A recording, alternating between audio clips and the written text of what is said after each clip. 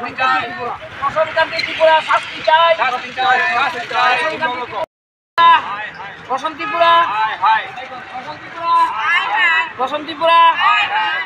তো আশা উনি করবেন, কিভাবে করবে? ওদিক তো উনি পাশে বসে মামলা করবেন কিনা সেটা তো আমি জানি না। আমরা আশা আছি তাই উনি আমাদের এই বক্তব্য শুনে হয়তো বা তিনি করতে পারেন। উনি যদি প্রশ্নের মতো বিচার হয়ে থাকেন তাহলে ওই রকমই হবে। আমরা কি করতে পারি? আমরা তো বিচার পাচ্ছি।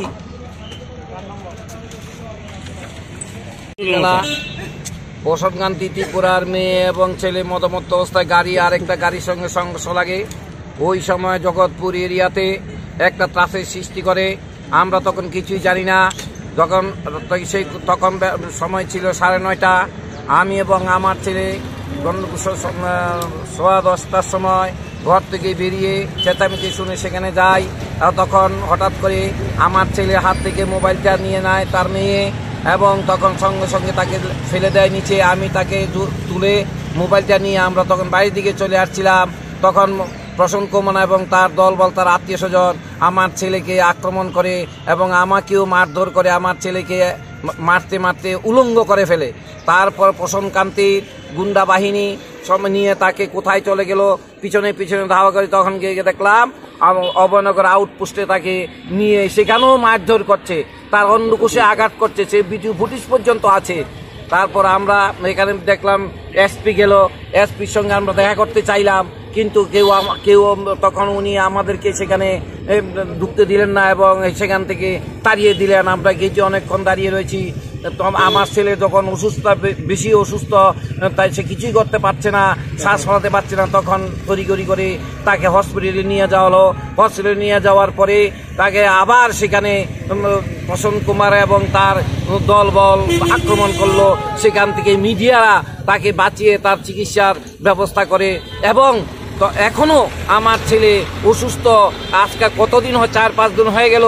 আমরা তারপর প্রসন্ন কুমার নামে এনসিসি আউটপোস্টে এফআইআর করেছি, এবং সেই এফআইআর আমার ছেলেকে মারার জন্য যে তারা কৌশল নিয়েছিল সেই যা যা ঘটেছে সব কিছু লিখেছে, কিন্তু এফআইআরের যে ধারা দিয়েছে সেগুলো একদম সুদা ধারা। পুলিশ বলে পুলিশের ধারাগুলো একদম হালকা করে দিয়েছে। সেখানে অ্যাটেম্প টু মার্ডারের কোনো ধারা নেই। তাই আমরা এখন এসপির সাথে সেই এই বিষয়গুলো আলোচনা করার জন্য এবং প্রসন্ন কুমারের শাস্তির ব্যবস্থা করার জন্য আমরা এখানে গ্রামবাসীরা মিলিত হয়েছি। এখন তাকে যেন এই চাকরিতে বরখাস্ত করা হোক। কেন নিরীহ ছেলেদেরকে, 2টা ছেলেকে, নিরীহ ছেলেকে আজ জেলখানার ঘানি টানতে হচ্ছে এবং 14 দিন তাদেরকে জেল দিয়ে দিয়েছে, অথচ সেখানে যারা গন্ডগোল করছে তাদের কারো টিকিট নাগালও পায়নি। যারা রাস্তাতে বেরিয়েছে তাদেরকে ধরে নিয়ে এইভাবে উনি এইভাবে নিরপরাধ মানুষকে শাস্তি দিচ্ছে। কেন দিচ্ছে আপনারা সেটা বিচার করুন। আপনারা দেখুন, অনেক ভিডিও ফুটেজ আছে, সেগুলি দেখুন এবং পত্রগুলি পরে আপনারা জনসাধারণ সেইগুলি মাপকাঠি দেখুন। কিছুদিন আগে দেখেছিলাম আমরা পুলিশের জন্য মুখ্যমন্ত্রী অনেক কিছু করেছেন, অনেক সুনাম অর্জন করেছেন। সেই মুখ্যমন্ত্রী সুনাম অর্জন করতে গিয়ে সুনাম অর্জন তাদের জন্য করেছে যারা ভালো পুলিশ অফিসার। এই ধরনের পুলিশ অফিসার যদি ত্রিপুরাতে থাকে, প্রত্যেকটি ঘরে নিরপরাধ ছেলে মেয়েরা নিরীহ জেলখানি টেনে টেনে মরবে। আমি এখন যদি আমাদের সেই যে ডেপুটেশন আমরা দিতাম এসেছি সেটা যদি ঠিক মতো না হয়, আমরা মুখ্যমন্ত্রীর দ্বারস্থ হব, আমরা পিছু হব না। আচ্ছা, কার কাছে আপনারা ডেপুটেশন প্রদান করছেন? এসপির কাছে। এসপি তো ওইদিন আপনি যে বললেন যে এসপি ওইদিন ছিল, ওখানে ছিল, এসপির পাশে বসিয়ে উনি সবকিছু করেছেন। কিন্তু উনি আমতলী একজন এসডিপিও, উনি কিভাবে এসপির পাশে বসে উনি সমস্ত কিছু করলেন সেটা আমাদের বোধগম্য নয়। একজন এসপি যদি থাকে, আপনি যদি কমপ্লেনার হন, তার উল্টো দিকে বসে করতে হয়। কিন্তু উনি দেখলাম ওনার সমান সমান চেহারা বসে তুমি উনাকে কথাবার্তা বলছেন, সবকিছু করছেন। এটা কি? আর উনি যে আমতলী থেকে এখানে এসে এতগুলি ঘটনা ঘটালেন, এসপি সাহেব কি করলেন? কিন্তু পুলিশ প্রশাসন উনি কি সিভিল ড্রেসে এইসব এক জায়গা থেকে এসে আরেক জায়গায় খবরদারি করতে পারে? আমি পুলিশ প্রশাসনের কাছে অনুরোধ করব, আপনারা সেটা ভালো করে দেখবেন এবং আমরা যেন সুবিচার পাই সেটার দিকে নজর রাখবেন। সাধারণ মানুষ আপনার দিকে অপেক্ষা করে আছে, আমরা অপেক্ষা করে আছি। আজ যদি সেই বিচারটা না হয়, আগামী দিনে অনেক নিরীহ মানুষ সেই সুবিচার থেকে বঞ্চিত হবে এবং প্রসন্ন মতো যেই পুলিশ অফিসার যদি ত্রিপুরাতে থাকে তাহলে ঘরে ঘরে একটা দাঙ্গা সৃষ্টি হবে।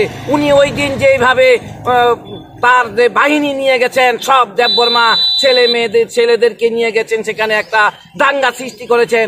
আমাদের জগৎপুরের মানুষ ভালো বলে কেউ কিছু বলেনি, বাঙালি এরিয়া শান্ত বলে কেউ কিছু করেনি, কিন্তু সেখানে যে পরিবেশটা সৃষ্টি হয়েছিল, যদি ওখানকার লোকাল মানুষগুলি খেপে যেত তাহলে তিনি একটা দাঙ্গার সৃষ্টি, কচু ছাড়ার মতো তিনি একটা বিভৎস চেহারা এখানে নিয়েছিলেন।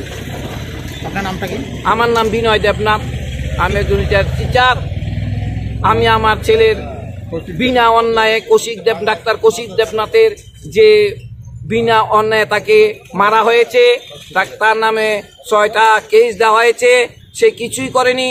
যারা অন্যায় করেছে তারা পার পেয়ে গেছে, তাকে রাস্তা থেকে তুলে নিয়ে মেরে তার নামে এখানে কেস দেওয়া হয়েছে। কেন সেটা হলো সেটা আপনারা তদন্ত করে দেখবেন। তার জন্য আমি সবাইকে যাতে ত্রিপুরা রাজ্যে যত নাগরিক আছেন সবাই দেখবে, আমার অনুরোধ রইল, আমার ছেলে যেন সুবিচার পায়। কেন তাকে মারা হলো, কেন তার এরকম অবস্থা হলো, আমরা কোন ডাক্তার পর্যন্ত দেইনি। সে একজন ডাক্তার মানুষ, সবাইকে সে উপকার করে, আজ তার এই অবস্থা কেন? আপনারা বিচার করুন। আমি আর কি বলবো, আমার কিছু বলার নেই। Bureau report, Janabarta news.